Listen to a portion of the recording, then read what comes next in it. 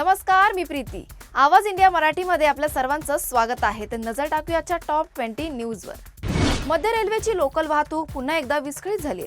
ऐन सकाळी कामाच्या वेळेत मध्य रेल्वेवर मोठा तांत्रिक बिघाड झालाय. त्यामुळे प्रवाशांचे प्रचंड हाल होताना दिसतात.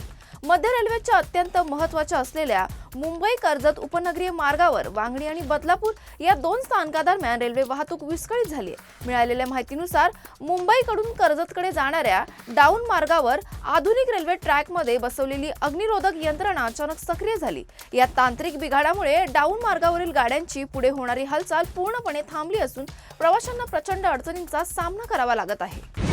एकनाथ शिंदे यांनी देवेंद्र फडणवीस यांची स्तुती केली आहे. मुख्यमंत्री देवेंद्र फडणवीस हे सावजीसारखे तिखट आणि नागपुरी संत्र्यांसारखे गोड आहेत. जराही चिडचिड न करता देवेंद्र फडणवीस अंगावर येणाऱ्या विरोधकांचा कार्यक्रम करतात, असं वक्तव्य राज्याचे उपमुख्यमंत्री एकनाथ शिंदे यांनी केलंय. राज्यातील हिवाळी अधिवेशनाचा तिसरा दिवस सुरू असून फलटण येथील महिला डॉक्टर प्रकरणावर विरोधकांनी सरकारला धारेवर धरले. अतिवृष्टी, नैसर्गिक आपत्तीमुळे शेतकऱ्यांचे आर्थिक संकट, तपोवन वृक्षतोड प्रकरण, पार्थ पवार यांसारख्या मुद्द्यांवर विरोधक आक्रमक भूमिका घेत आहेत. अनेक शेतकऱ्यांना नुकसान भरपाई व पीक विमा अद्याप मिळालेला नाही. नगर परिषद व नगरपंचायतींच्या निवडणुकीचे निकाल 21 डिसेंबर 2025 रोजी जाहीर होणार असून प्रशासन तयारीत आहे. पावसाळी अधिवेशनादरम्यान गोपीचंद पडळकर आणि जितेंद्र आव्हाड यांच्या समर्थकांमध्ये झालेल्या फ्री स्टाईल हाणामारी संदर्भातील अहवाल लवकरच विधानसभा अध्यक्षांकडे सादर केला जाणार आहे. विधान भवनाच्या विशेष अधिकार हक्कभंग समितीने या प्रकरणावर 7-8 बैठका घेतल्या असून समितीतील 18 सदस्यांनी तीव्र नाराजी व्यक्त केली आहे. महाराष्ट्राच्या हिवाळी अधिवेशनाच्या पहिल्या दिवशीच विधिमंडळातील सुरक्षेचे नियम मंत्री आणि आमदारांकडून उल्लंघित झाल्याचा गोपनीय अहवाल समोर आलाय. अहवालानुसार 15 सदस्यांनी विनापास व्यक्तींना सभागृहात प्रवेश दिला, ज्यात विधान परिषदेतील 3 सत्ताधारी आमदार, विधानसभेतील 12 सदस्य आणि एका कॅबिनेट मंत्र्यांचा समावेश आहे. विधान परिषद सदस्य परिणय फुके आणि योगेश टिळेकर यांचंही नाव समोर आलंय. सभापती राम शिंदे यांनी अहवाल वाचून सभागृहात नाराजी व्यक्त केली आहे. नागपुरात राज्याच्या हिवाळी अधिवेशनाच्या निमित्ताने भाजप नेते आणि विधानसभा अध्यक्ष राहुल नार्वेकर यांनी हुरडा पार्टी आयोजित केली. यावेळी राहुल नार्वेकर यांनी एक दिन मिट जाएगा माती के मोल हे गाणं स्टेजवर गायलं. त्यांच्या गाण्यावर उपस्थित आमदार, नेते आणि मंत्री मंगलप्रभात लोढा यांच्यासह सर्वांनी उत्स्फूर्त दाद दिली. मुख्यमंत्री देवेंद्र फडणवीस यांनीही त्यांना मनमुराद दाद दिली. मंत्री मंगलप्रभात लोढांच्या आयोजनामुळे ही हुरडा पार्टी यंदा विशेष गाजली आहे. हुरडा पार्टी आणि गाण्याचा कार्यक्रम सुरू असताना मुख्यमंत्री देवेंद्र फडणवीस यांनी गाण्याची फरमाईश केली. गायक कुमार सानू यांच्या गाण्याची फरमाईश देवेंद्र फडणवीस यांनी आशिकी चित्रपटातील गाण्याला मुख्यमंत्र्यांची पसंती दिली. राज्यात पुन्हा एकदा PWD विभागातील भ्रष्टाचाराचा मुद्दा गाजतोय. मनसे नेते संदीप देशपांडे यांनी सलग दुसऱ्या दिवशी कॅश बॉम्ब मालिकेअंतर्गत आणखी एक व्हिडिओ सार्वजनिक केलाय. काल कुर्ल्यातील एका अधिकाऱ्याचा पैसे घेतानाचा व्हिडिओ समोर आला होता, तर आज आणखीन एक अधिकाऱ्याचा संशयास्पद संवाद आणि लाचखोरीचे संकेत देणारा नवा व्हिडिओ त्यांनी सार्वजनिक केला आहे. या व्हिडिओतील संभाषणात 25% रक्कम वरिष्ठ अधिकाऱ्यांना देण्याचा उल्लेख आहे. अधिकारी खुलेआम काम देत असल्याचं कबूल करत हा फक्त PWDचा नव्हे तर मोठ्या भ्रष्टाचाराचा मामला आहे, असा गंभीर आरोप त्यांनी केला आहे. ठाकरे गटाचे नेते अंबादास दानवे यांनी शिंदे गटाचे आमदार महेंद्र दळवी यांच्या कथित व्हिडिओ Xवर पोस्ट केलाय. व्हिडिओत नोटांचा ढीग असल्याचं दिसतंय, ज्यामुळे राज्यभरात चर्चा सुरू झाली आहे. दळवी यांनी हा व्हिडिओ खोटा असल्याचा दावा केलाय आणि असं म्हटलंय की जर व्हिडिओ खरा असेल तर मी आमदारकीचा राजीनामा देईन. अंबादास दानवे यांनी पोलिसांकडे चौकशीची मागणी केली आहे. राज्यात गेल्या काही दिवसात बिबट्यांचे माणसांवर हल्ले वाढत चाललेत. या पार्श्वभूमीवर महायुती सरकारने एक वेगळाच उपाय पुढे आणलाय. जंगलात भक्ष्य कमी झाल्याने बिबटे मानवी वस्तीत शिरत असल्याचं वनमंत्री गणेश नाईक यांचं म्हणणं आहे. ते नागपूरमध्ये बोलताना म्हणाले की तुमच्या कुटुंबाला धोका होऊ नये म्हणून या शेळ्या सोडल्या आहेत. नागरिकांनी त्यांचं संरक्षण करावं. याचबरोबर राज्यातील काही भागांमधील बिबटे आफ्रिकेला पाठवण्याबाबतही चर्चा सुरू असून केंद्र सरकारकडे प्रस्ताव मागवण्यात आल्याचं नाईक यांनी सांगितलं आहे. गेल्या काही दिवसांपासून मुंबई, पुणे, नागपूरसह इतर शहरांमध्ये भटक्या आणि मोकाट कुत्र्यांच्या हल्ल्यांच्या घटनांमध्ये प्रचंड वाढ झाली आहे. या गंभीर समस्येवर महाराष्ट्र सरकारने तातडीने लक्ष दिले असून यावर उपाय शोधण्यासाठी लवकरच एक विशेष बैठक बोलावली जाईल, अशी घोषणा विधानसभेत करण्यात आली. विधानसभेत वेगवेगळ्या पक्षांच्या आमदारांनी यावर चर्चा केली आणि सांगितलं की शहरांमध्ये कुत्रे चावण्याच्या घटनांमध्ये लक्षणीय वाढ झाली आहे. मात्र प्रशासनाकडून याबाबत तातडीने उपाय किंवा मदत मिळत नसल्याचं त्यांनी सांगितलं आहे. पुण्यातील मुंढवा जमीन गैरव्यवहार प्रकरणात अटकेत असलेली शीतल तेजवानी हिने थेट बॉलिवूड अभिनेता रणबीर कपूरवर नुकसान भरपाईचा दावा दाखल केलाय.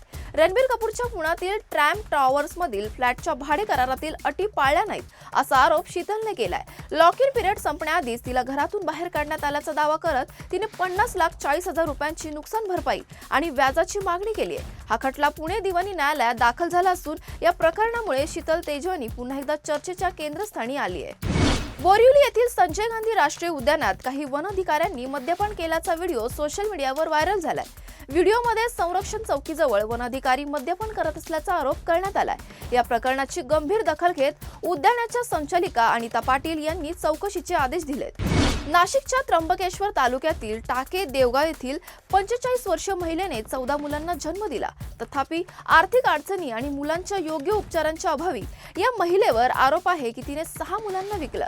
स्थानिक सामाजिक कार्यकर्त्यांच्या म्हणण्यानुसार मुलांचे संगोपन न होण्यामुळे आणि आजारपणामुळे तिने हे पाऊल उचलल्याचा संशय आहे. या घटनेमुळे स्थानिक समाजात खळबळ उडाली असून संबंधित यंत्रणांनी या प्रकरणाची चौकशी सुरू केली आहे. नागपूर पोलिसांनी वर्धा जिल्ह्यातील कारंजा येथील गोकुल सिटी परिसरात छापा टाकून एमडी मादक पावडर तयार करणाऱ्या कारखान्यांचा पर्दाफाश केलाय. पोलिसांनी वैभव उर्फ भय्यू हिरालाल अग्रवाल, सोहम संजय धायगोडे आणि एक अल्पवयीन आरोपीला ताब्यात घेतलंय. या कारवाईत पोलिसांनी एमडी मादक पदार्थाचा साठा जप्त केला असून त्याची नागपूरमध्ये विक्री केली जात होती. राज्यातील 9,526 सरकारी लाडक्या बहिणींनी 14,50,00,000 रुपये घेतले तर 14,298 पुरुषांनी या योजनेचा लाभ घेत 21,44 कोटी रुपये लाटले, अशी धक्कादायक माहिती महिला आणि बालविकास मंत्री अदिती तटकरे यांनी दिली आहे. विविध विभागांकडून रक्कम वसुलीचे आदेश दिल्याचं महिला आणि बालविकास मंत्री अदिती तटकरे यांनी दावा केला आहे.